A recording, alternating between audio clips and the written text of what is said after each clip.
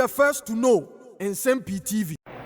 Samuel Nante George, the member of parliament for the good people of Ningo Pram. Openia NSI, the Minister for Communication, Digital Technology and Innovations. Na Nsem-Pii for na Nsem-Pii for Bekaya. Aba His Excellency the former President Adam Kwakufado, and the NPP aban ewo aban mu no. Open nipa ba kwa no NDC amani okunum then time as an opposition. Day in and day out there or the NPP amani okunum penifo enim etwitwi forma. Yentimi embo enyi Sam George, the member of parliament for Ningo Pram, edin emfree. Ese ade beche ade sen Sam George at a live radio and a media no so any social media platform na otutu bi edidi NPP amani okunum penifo atem amebi kra eson former President Adam Kwakufado ne ba Dr. Alhaji Mahmoud Bawumia. As an Adam Kwakufado appointees in the wine and Samuel Nante George NDD natem and amfa nanim entwitwi efom. Ese Nana Adam Kwakufado Esla Owusu wine Dr. Alhaji Mahmoud Bawumia omunyina Sam George eso ani men egu na beti edidi omunyina atem ana efaya omo Basabasa. Na menemo kase Sam George eho aka ama Nsem ababeto abonten Sam George etwi Lexus 2024 model kai kura unregistered ama Sam George as a minister on tise odogu bi nu abe ana ode car no ekọ eba eni all because omaban ana ewoso ema 1PK sapon ekotena Facebook ana ekọ any account Facebook edi nsemebre na etudwa efa Sam George any car Lexus we Emma Sam George Nsem ebetudwa se threaten se Nsem a ode abetudwa no se wan retract a obesiw no ewo court na nam so na Dennis Miracles Aboaje on live radio abrano no obi etwetwe komo one-on-one interview ana ode Nsem ebre na etudwa se Sam George enja ka nyenja iti abra NPP aban no wa abam a ono de ono se oye jata ofe no ho okọ no ho jata o say ono de alise wa hu obeka ana alise na so ante ono Sam George elba betudwa ama bra NPP amanekunu abam de ono Sam George di ono Dennis Marcus Aboaje ene ne boss na Adam Kwakufado Dr. Alhaji Mahmoud Bawumia ene na nadro appointees nde mebre na Sam George di omo atem na ene omo abam na from socketwa bi no de obi kan akorete na on de ose obesiw no ewo court na Dennis Marcus Aboaje se ode no ontimi ensi obia ewo court Nsem-Pii na ne Dennis Marcus Aboaje tudwa yanji break nyenti sema abranti we tudwa ene nsem a ototo obi ema ne Sam George to it again the effect na me adomobi na se wa oba na wa oba be minister yes oba ye no so obi ansoma wo the first week was the first 2 weeks now set up committee so I'm 14 days will be 98 days 14 days so I'm running then yes 98 our data I 98 days Sam George me patron enti ya no na grofo bo na say die ne ye the okai so dey PKs upon beko course court esan say PKs upon aka the okai so dey PKs upon beko course court esan say PKs upon aka che ne say obi a chene car no de ti ankofo bo sa west say obi edua enyina ne se me amira ko sabiti a me no no bodu asa betra ye kase enye ya adwene e betre obi kroma when the council say Honorable Sam George now they ukọ abamu 4 months fe e me ka ba ko petra ase o de court e no be court from now to 2028 obi obe court be how many days aka 1002 days 1280 days naka 1280 days no one go court to 1000 because me see you will be a voice you will be a video so I just say what now radio so can to say Honorable Samuel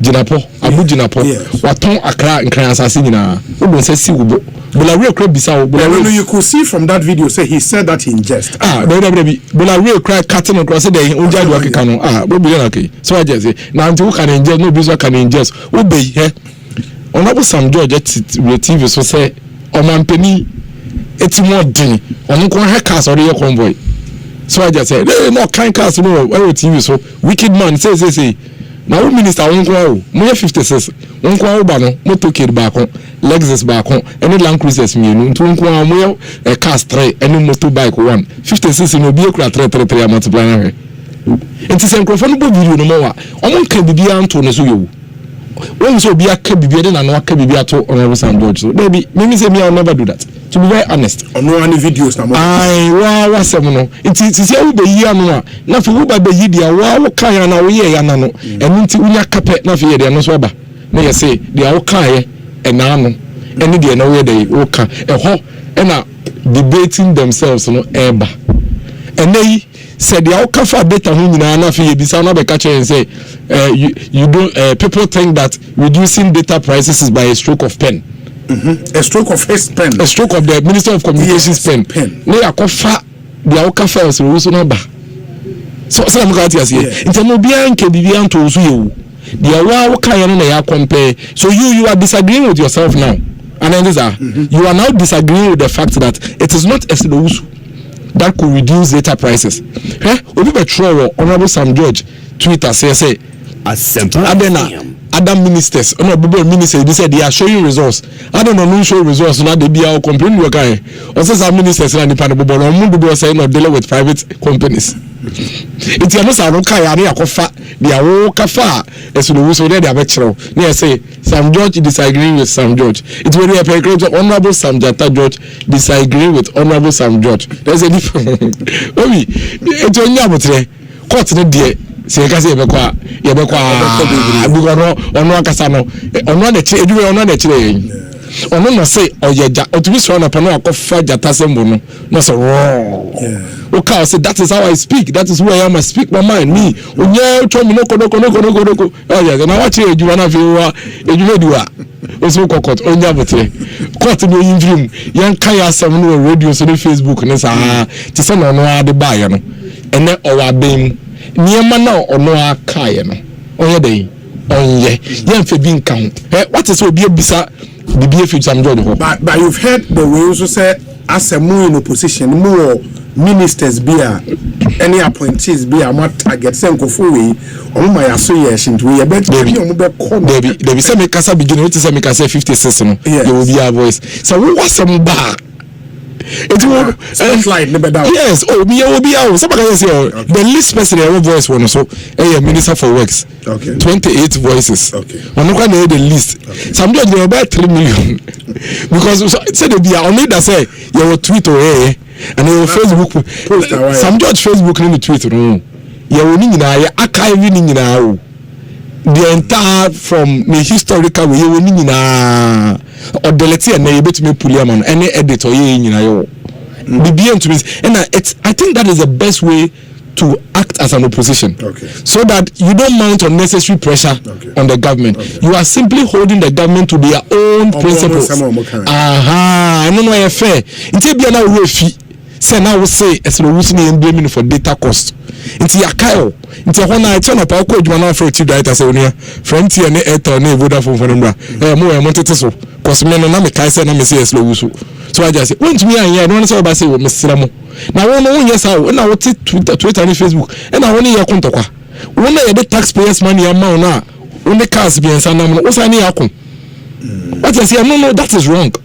It is extremely disrespectful to us say we na ye dey sika hwe no because when ye anka no ntumi so impie nkwa bonten ye na ye dey sika hwe ye tua hard tax why they say na ye dey hwe and I walk aduma okoi o say na oba no Lexus ni pie say ya and I have no problem with that ono na all counting and nkofo bo video no na me ni problem ho as a minister a pie akọ functional e bi a chief director bokobi e bi ne Uko ministry some will be a friend PPPMB say they project BB monitoring obekobi so I just say ebia ne PR team obekobi so if you see a minister coming and the minister is coming with 5-6 vehicles and yes but you see yes trivialities now you trivializing your man na babedu bebe yedri obi here some minister for communication to concern and so to call ekwohwe your friend say your drones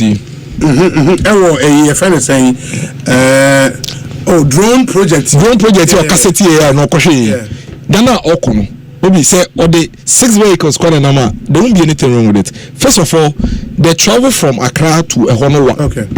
Inti Land Cruiser no, you don't expect a minister nika anymore echino more than 2 people na better now. Inti be a security ti enum no THC, no be another chief director no be fufro etin nchen. Na another the chief director no kra ne car, maybe an PR team no eka the project ministry project team. It's nothing.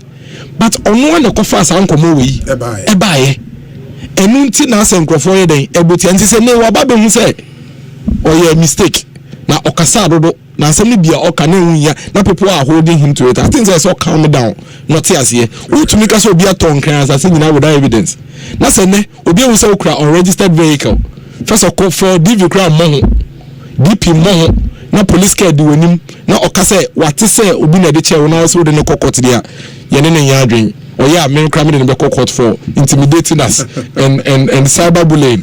He cannot bully us. He taught us what it is that he is going through today, and he is basically receiving a dose on honest or two way say nyanka even 1% of those now odema we say obi me honorable ask Miracle for me whether Equiapim tree is forbidden on radio in Ghana. I heard he is from my hometown Equiapim Rate enti ukrom for person ya oba we ne sem ba me next time ba be kala tekasa me kala say dem krom kasa honorable so yeah ba me krom kasa ye Equiapim tree latte me krom kasa ye Equiapim tree latte disenia honorable dress aye okre no then next time ba dey okre also call latte the baby am ko okre kasa different I say front in tree very close dialects of the same enti me krom kasa dey latte ye Equiapim tree ye o mo ka tree no man fe ekropon amano krom ampo o mo ka tree ba me dey me ka latte kasa enti tree no kra dey me boro mo ka dey nganse mitumi kakra.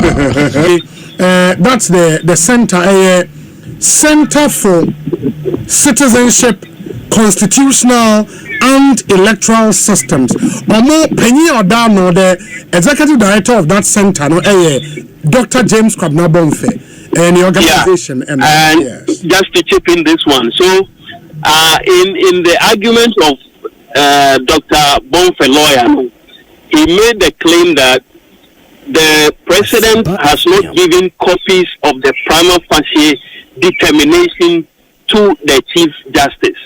But that particular case, we know now Chief Justice I are suspended or no, and also for a lawyer. Nti the lawyer Kwabena Edukusi, or no representing Chief Justice get to talk on because it is clear that the suspended Chief Justice, on any case, it doesn't align really with the case of the state. Into the Attorney General, in the sense of the suspended Chief Justice, Attorney General cannot represent her. Yeah, but the lawyer ever court. Yeah, but more so, so share the rate before the court now. Her ladyship Gertrude Araba Isaba Sakitokono, a party to this case, only a second defendant. Second defendant. Yeah, once a party, she should be represented in court, and that's why the lawyer echo, Attorney General no representative, chairman of the committee now, president are established. That is Scott Poorman. And also representing the Attorney General. So Dr. Justice Nsem-Pii and I represent Dr. Dominic Ayine.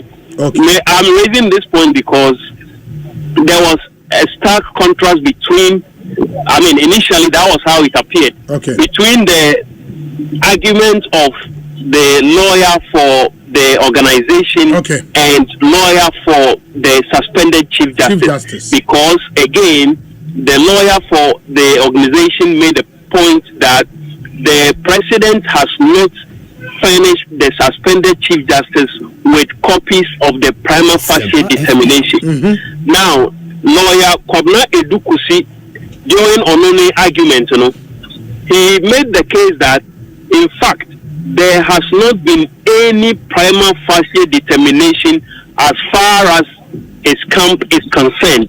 As far as the suspended Chief Justice may are concerned. Yes, as far as Ono lawyer is concerned, there has not been any prima facie determination made by the president. So raise some concerns among the panel because Nick clients and Nankasa as lawyer and almost say they entirely support the position of the lawyer representing the plaintiff. Nti ono ba support to plaintiff no e court. Na plaintiff nankasa ka say president hasn't finished the suspended CJ with the prima facie determination. So you can interpret this to mean that okay, so there's been a prima facie determination, but lawyer Kusinsu in his submission in Ekache court say as far as he is concerned, there is no prima facie determination. He had to further explain in his explanation. Okache court and say if there were any prima facie determination, it would have found its way in the content of the communication between the executive secretary to the president and the suspended chief justice. Abra Ochro letter or communication, a man say a prima facie case has been made, and he will give reasons for that, for the establishment of the prima facie. But in the absence of reasons, it renders the whole suspension unreasonable and arbitrary. Those were the words I will use here.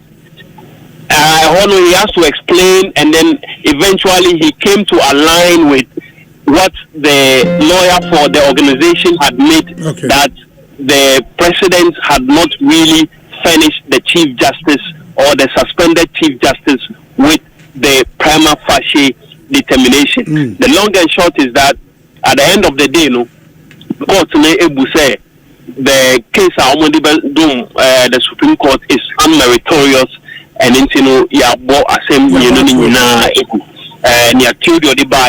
and the Dr. Bonfenso organization and the court and the same pattern. It's a 4-1 majority decision. The same person dissented on both, while the 4 others voted in the other direction. The dissent here, justice made the dissent here on both. Hello, Latif. Yeah, who are you with you? Nami Busa say justice is 5. No, why in the dissent here on both? So the justices. Let me just run you over the justices of the Supreme Court who sat on this particular matter. So we have the acting Chief Justice, Justice Pobafu Boni, who was presiding, Justice Isi Fumoro Tanko Amadou, Justice Yoni Kolendi, Justice Henry Anthony Kopi, and Justice Yao Asare Dako. Justice Yao Asare Dako, Onuna Odisenti here on both cases in Okay, that's fine. That's fine. I am now Latif. Bibiani Ebeseba Bidin Komobio. Why? Very well. It is there you have it. And application made before the Apex Court of the Land by a 4-1 majority decision. Court na abo mienu na atwegu. 2 applications no had some similarities. Said Latif Eka no. Omunyina the net effect and say court na enshamfa tabubi ento mampenyi process no eso. Sabi ebeya jumedia course so mo hwehwe suspended chief justice Nsem-Pii no anka ebe hodi on kakra na omahwe kan Nsem nyina awie ansana omampanyi beto aso a watumi ato aso omo argument primarily ene se wohwa se petition call omampanyi ho a when it's about the chief justice e was say omampanyi edema council of state. Now, together with the president, we will determine a prima facie. Prima facie say, "Yeshe petitioner ababeto yenimia. Ye free send nipa e fan in this case, a chief justice no or Nsem-Pii no and only prima facie. And on the face of the petition, no, we feel say or Nsem-Pii was so baby no. Says how determination or opinion council of state in make here. Constitution is show opinion say on set up committee. Na committee ne enhwehwe nsem se committee ni wie na omo de omo report ebro man pay okay ya hwe nsem no awie ye free say chief justice otena odi na djuma enye yi nti oman panyin ma ne ntena nchen